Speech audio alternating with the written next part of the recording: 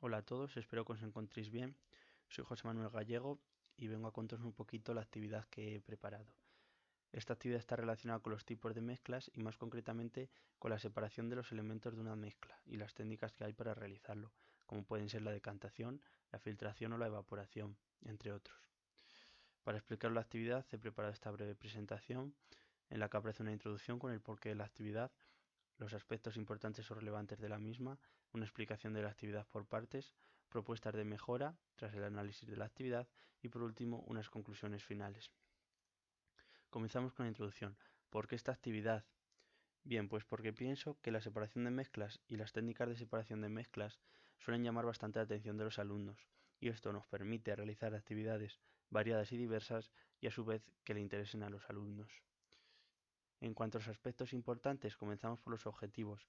Los objetivos se pueden dividir en dos. En primer lugar, el objetivo principal, que es que los alumnos conozcan los principales tipos de mezclas, así como algunos modos de separación de mezclas, como la decantación, la destilación, la evaporación o la filtración.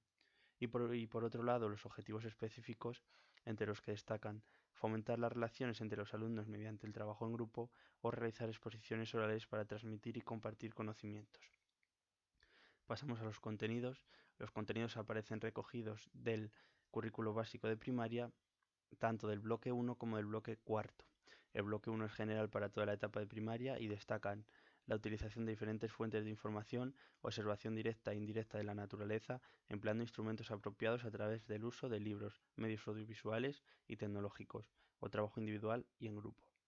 Y por otro lado, los del bloque cuarto son específicos de quinto curso de primaria y destacan las mezclas y sus tipos, separación de componentes de una mezcla mediante destilación, filtración, evaporación o disolución.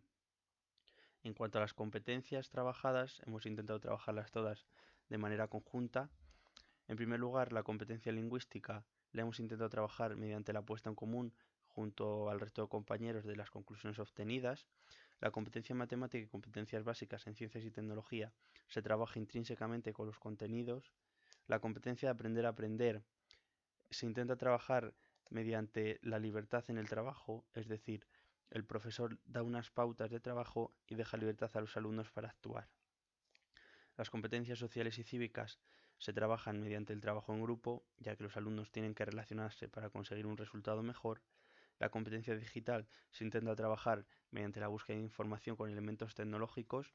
Y por último, la competencia de sentido de la iniciativa y el espíritu emprendedor se intenta trabajar un poco como la de aprender a aprender, dejándole libertad a los alumnos en su trabajo. Por otro lado, la metodología se centra en tres puntos principales. En primer lugar, dejarle al alumno la libertad para guiar su aprendizaje, es decir, que el alumno lleve las riendas del aprendizaje. El profesor se limita a dar una serie de pautas, una serie de instrucciones, pero el alumno decide sobre lo que quiere hacer o lo que va a hacer.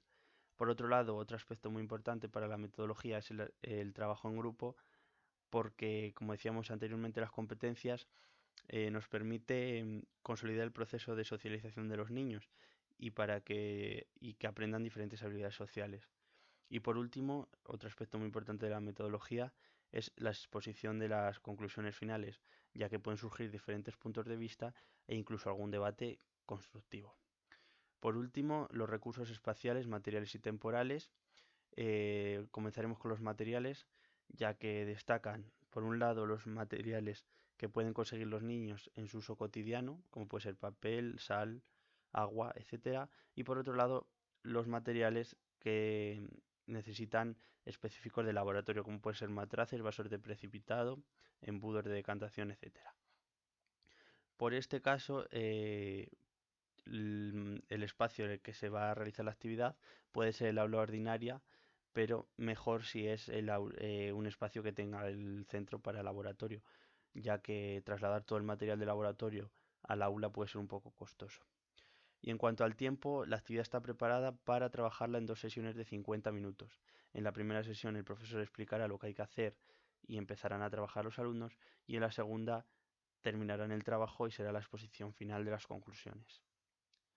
En cuanto a la actividad como tal, se divide en tres partes. La primera de ellas es en la que el profesor explica la teoría, en este caso las mezclas, que es una mezcla y los tipos de mezclas que hay. Y la destilación, como es el ejemplo más complejo que hay, pues será el profesor el que realice esta técnica de separación de los elementos de una mezcla y que sirva de ejemplo a los alumnos para ver lo que tienen que hacer ellos posteriormente. El PowerPoint o la presentación que seguirá el profesor para explicar las mezclas y los tipos de mezcla, etcétera, etcétera, es posiblemente esta, que está adjunta en el documento de redacción de la actividad. Pues una primera diapositiva de qué es una mezcla, con una definición muy breve. Posteriormente los tipos de mezclas, mezclas homogéneas o heterogéneas. Y por último un ejercicio de control en el que, se ven diferentes mezclas y los alumnos tienen que decir si son homogéneas o heterogéneas. Este ejercicio sirve para que el profesor se dé cuenta de si los alumnos han comprendido la explicación o no. Posteriormente pasarían a las técnicas de separación de mezclas, estando aquí la destilación, que es la que haría el profesor con los alumnos, y dejando estas tres para el trabajo en grupo de los alumnos. Los grupos serían de 4 o 5 alumnos y se distribuirían en las diferentes técnicas, quedando de este modo a lo mejor 2 decantaciones, 3 filtraciones, 2 evaporaciones o similar. La destilación la harían con el profesor. En primer lugar, tendrían que disponer de todo el material, apuntar todo el material. En segundo lugar, realizar la técnica y apuntar las conclusiones que han obtenido del tipo de mezcla que tenían al principio, los componentes que han extraído al final, etcétera, etcétera. La segunda parte es propiamente dicha la del trabajo en grupo.